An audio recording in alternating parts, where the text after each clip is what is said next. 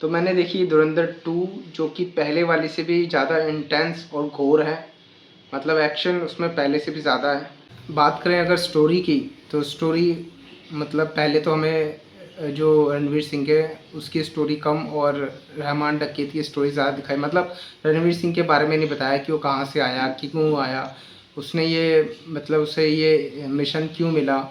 तो अब हमें उसके बारे में पूरा इस बार फ्लैशबैक में जाके उसकी पूरी कहानी पता चली कि वो जेल क्यों गया, उसे ही क्यों चुना, और वो मिलिट्री ज्वाइन करना चाहता था तो वो यहाँ कैसे आया।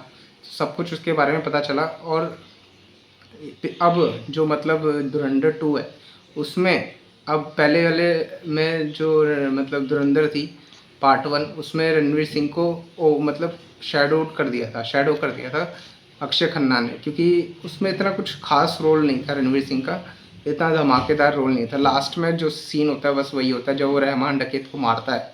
लेकिन पूरी मूवी में रणवीर सिंह शैडोड दिखते हैं पार्ट 2 में। लेकिन ऐसा नहीं है, पार्ट 2 पूरी मूवी रणवीर सिंह की है और अब तक की सबसे बेस्ट परफॉर्मेंस कह सकते हैं रणवीर सिंह की, क्योंकि पूरी मूवी अब रणवीर सिंह के पूरे प्लॉट उसके ऊपर है, सारी कहानी उसकी दिखाई। तो अब रणवीर सिंह को कोई शैडो करने वाला नहीं है और यही एक इसका माइनस पॉइंट भी है। पहले में वाले में एक विलन था, एक मतलब ऐसा विलन जिसने रणवीर सिंह को भी शैडो कर दिया, जिसके कारण अब लेकिन इस मूवी में ऐसा कोई टक्कर का विलन मिलता नहीं है।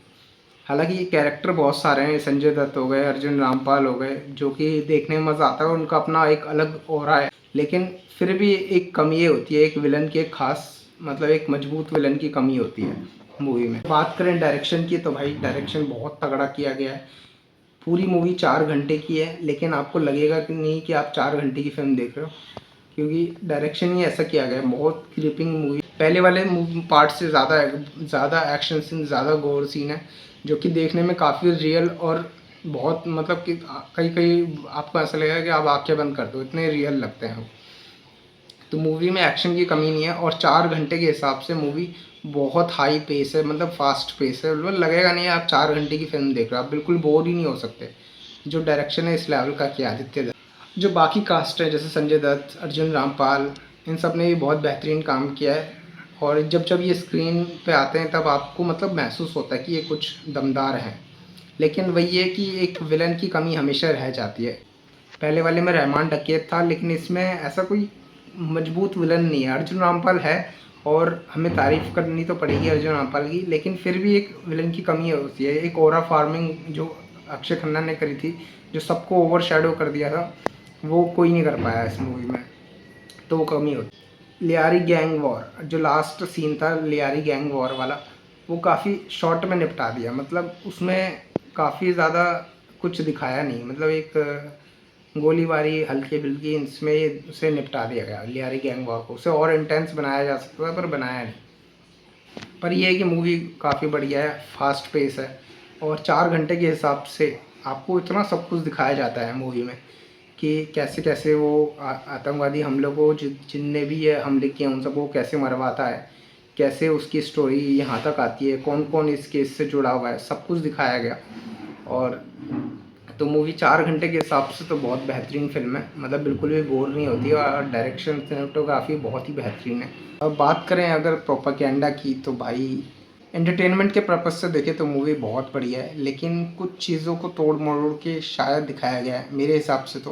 क्योंकि जैसे अगर नोटबंदी वाला सीन है जो मूवी में, वो दिखाया गया है कि नोटबंदी क्यों करी गई, मतलब हमारे प्रधानमंत्री ने नोटबंदी क्यों करी, उसके पीछे क्या रीज़न था, तो उसको बिल्कुल ही अलग तरीके से दिखाया गया है कि वो उसके पीछे एक रीज़न था, एक स्पाई रीज़न था कि मतलब नोटबंदी करी है तो मतलब कुछ बहुत बड़े लेवल का थ्रेट था, तो इसीलिए उसको बचाने के लिए नोटबंदी करी गई है। जो कि हो भी सकता है, नहीं भी हो सकता, अब वो तो वही जाने कि क्यों करी नोटबंदी। लेकिन ये मूवी में दिखाया गया है कि नोटबंदी करने के पीछे एक बहुत बड़ा रीज़न था, मतलब बहुत बड़ी साजिश थी पाकिस्तान वालों की, तो इसलिए इस कारण उस ब्लैक मनी को बचाने के लिए नोटबंदी करी गई।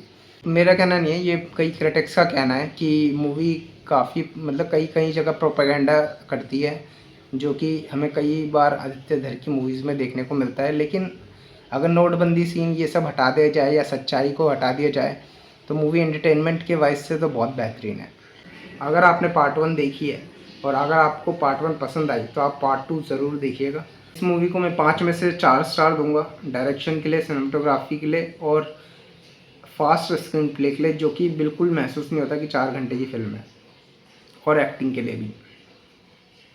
तो हो सकता है पार्ट 3 आए इसकी, लेकिन कब आएगी कैसे आएगी अभी तक कुछ नहीं पता। मतलब ऐसा कुछ क्लू तो छोड़ा नहीं कि पार्ट 3 बनेगी, लेकिन बहुत ज़्यादा चांसेस है पार्ट 3 बनने के धुरंधर के, क्योंकि पार्ट 1 इतनी मैसिव सक्सेस, पार्ट 2 की मैसिव सक्सेस, तो पार्ट 3 तो बननी ही बननी है। बाकी मिलते हैं अगले रिव्यू में देख। और अगर आपको मेरा रिव्यू पसंद आया तो कमेंट करना, सब्सक्राइब करना और लाइक करना। Thanks for watching.